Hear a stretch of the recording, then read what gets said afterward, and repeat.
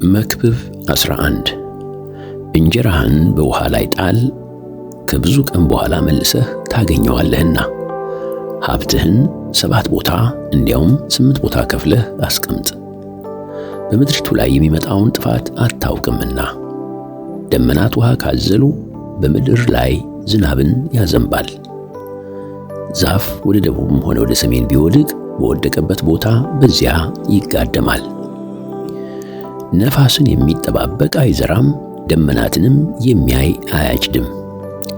የነፋስን መንገድ እንደማታውቅ ሕይወት ወይንም መንፈስ በእናት ማኅፀን ውስጥ ወደሚገኘው አካል እንዴት እንደሚገባም እንደማታውቅ ሁሉ ሁሉን ሰሪ የሆነውን የእግዚአብሔርን ሥራ ማስተዋል አይቻልም። ጠዋት ላይ ዘርህን ዝራ፣ ማታም ላይ እጅህ ሥራ አይፍታ። ይህ ወይም ያ ወይም ሁለቱ መልካም ይሁኑ፣ የቱ እንደሚያፈራ አታውቅምና። ወጣት ሳለህ ፈጣሪህን አስብ። ብርሃን መልካም ነው፣ ፀሐይንም ማየት ለዓይን ደስ ያሰኛል።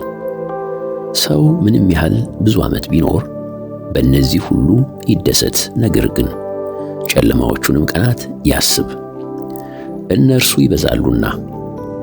የሚመጣውም ነገር ሁሉ ከንቱ ነው። አንተ ወጣት፣ በወጣትነትህ ጊዜ ደስ ይበልህ፣ በወጣትነትህም ዘመን ልብህ ደስ ያሰኝህ። የልብህን መንገድ ዓይንህ የሚያየውንም ሁሉ ተከተል። ነገር ግን ስለ እነዚህ ነገሮች ሁሉ እግዚአብሔር ወደ ፍርድ እንደሚያመጣህ እወቅ። ስለዚህ ጭንቀትን ከልብህ አርቅ፣ ክፉ ነገርም ከሰውነትህ አስወግድ። ወጣትነትና ጉብዝና ከንቱ ናቸውና።